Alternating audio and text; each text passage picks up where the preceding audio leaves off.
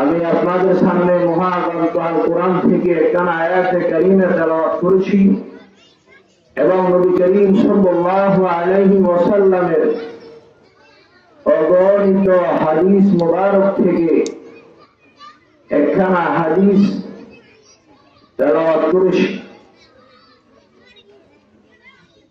রব্বে করিম যেন আয়াত ও হাদিসের সমন্বয়ে আমাকে কিছু কথা বলা এবং আপনাদেরকে শোনার জন্য রব্বে করিম যেন সেই তৌফিক দান করেন।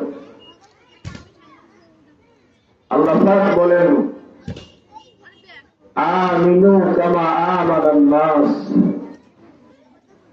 আল্লাহ বলে, হে দুনিয়ার মানুষ, তোমরা ঈমান আনয়ন করো সাহাবায়ে কেরামের মতো। ঈমান আনলে কি লাভ হবে? আল্লাহর নবী বলেন, হে পৃথিবীর মানুষ, যদি তোমরা আমি আল্লাহর উপর ঈমান আনো,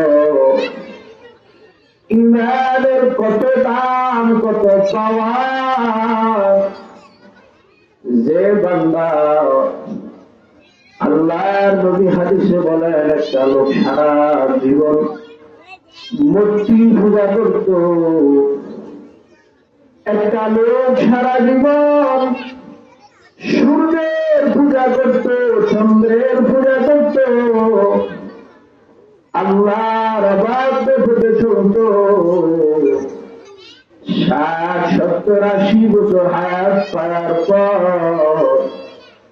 কিন্তু বান্দাটা শেষ সময় জবান থেকে শুধু একবার বের হলো, লা ইলাহা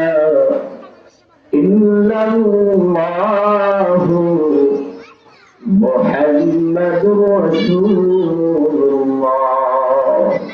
আল্লাহর নবী বলেন, ওই লোকটা যখন ইন্তেকাল করবে, আমার রব আরশের মালিক তার পিছনের জিন্দেগীর গুনাহগুলো মাফ করিয়া আগে এই দুনিয়ার সমপরিমাণ 10টা দুনিয়ার জান্নাতের মালিক বানায়া দিবে।